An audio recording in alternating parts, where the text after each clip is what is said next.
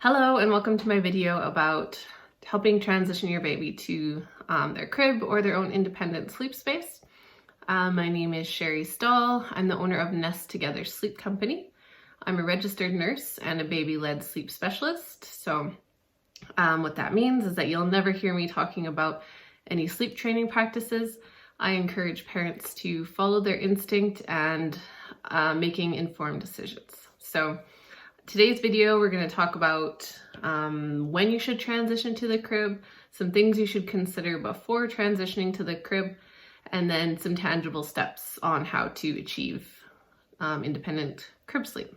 So I wanted to start by saying that babies under 6 months of age should still share a bedroom with the parents. If you are bed sharing or your baby's in a bassinet, if that works for you, then I would say continue to at least have the baby in your room. It makes it way easier for nighttime wake-ups and just all those frequent feeds that usually happen before they're 6 months of age. So I encourage parents, caregivers to keep the baby at least in the same room until they're about 6 months of age. And then some things that I get families to consider before we look at transitioning the baby into the crib. Do you want to go with a complete crib transition?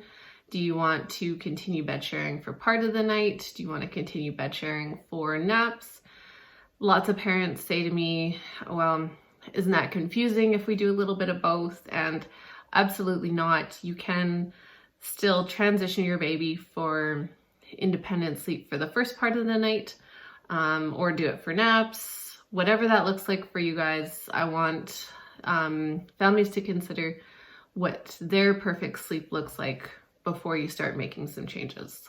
Because babies, they need to know that you're feeling confident with the decision. So it really is good to explore all of that and all the reasons behind your desire to make a change to your sleep, because it does impact things for the baby, and it's just a good idea to have a good solid plan in place before we start making a big change, such as moving into the crib or an independent sleep space.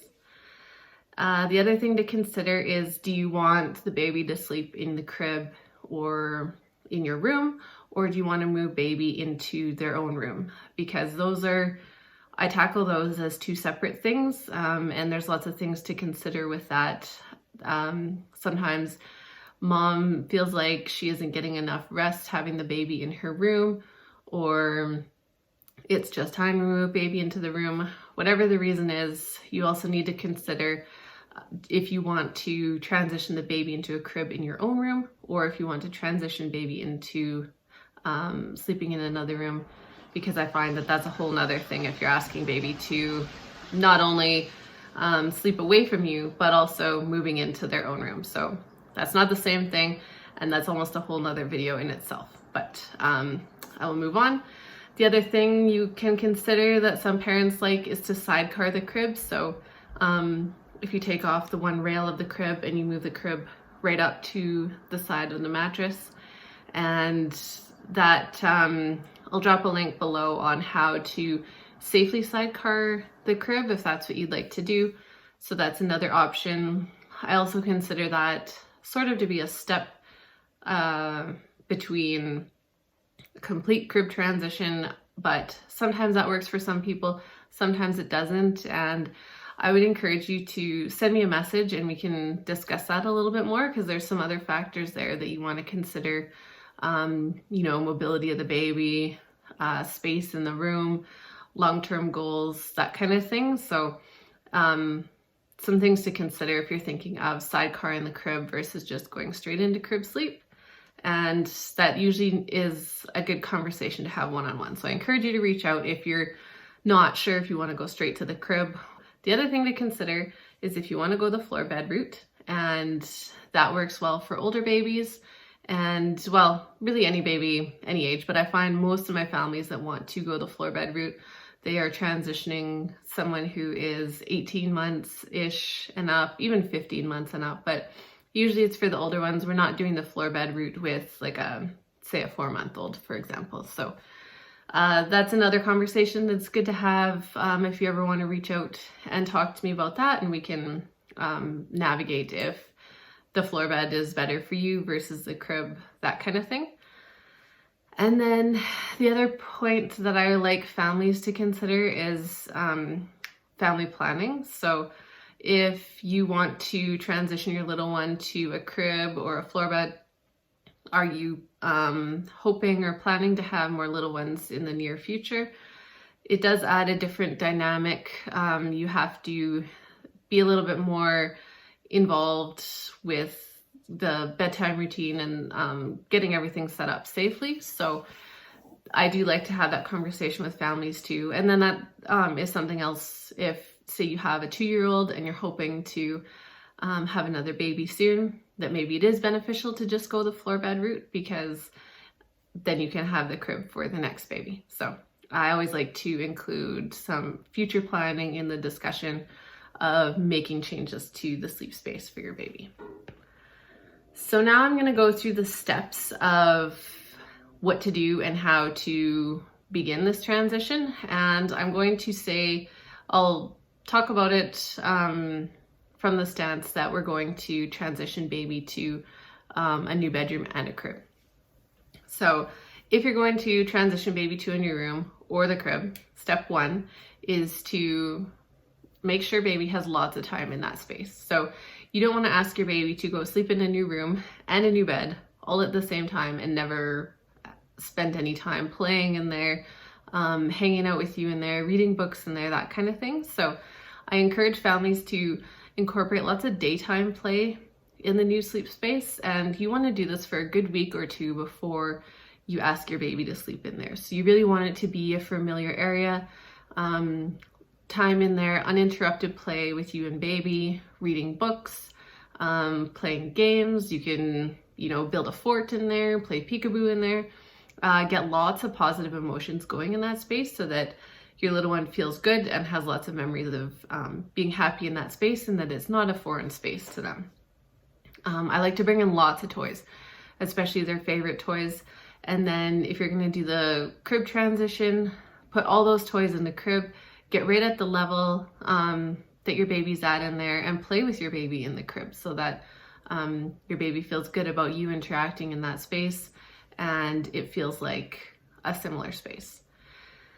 And then the other thing that's important too is to think about similar bedding. So if you have a crib sheet that you're planning on using, then and your baby's currently bed sharing with you, I would bring that sheet to bed with you and just kind of put it behind your back so that it smells like a similar sleep space, and that when you ask baby to sleep in their new space, that it smells and it's more familiar to their previous sleep space. And then, like I said, lots of games, play peekaboo, you can play hide and seek in the room, and lots of laughing, giggling, tickling your baby. Make sure it's a really happy and fun and inviting space for your baby. So step 2 is when do you start? So after a good week or 2 of your baby spending time in there, getting used to the space, then I would consider planning when you want to start. Start on a day when you're not feeling pressured, you're not feeling like you're stressed out about other things. You really want it to be a calm, relaxing experience, because you know that your baby co-regulates off of you. So if they can tell that you're anxious about this, or that you're needing them to hurry up and go to sleep because you have X, Y, and Z after that, it's not going to go well. So if a weekend is a better time, I would schedule it for then and make sure that it's a time when you can devote, add an extra hour to your bedtime, just to make sure that you aren't feeling stressed and your baby has plenty of time to wind down in the space. And I usually ask families to start with night sleep first. Usually it goes better, but some families like to start with naps. I always encourage families to start with night sleep.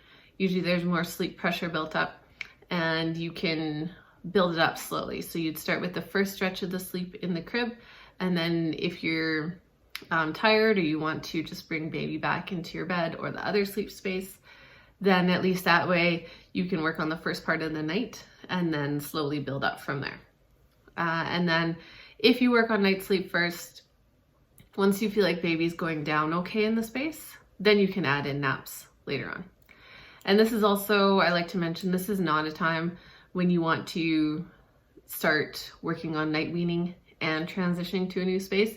You just want to do one thing at a time, just to not overwhelm baby, not overwhelm yourself, and keep things as calm as possible.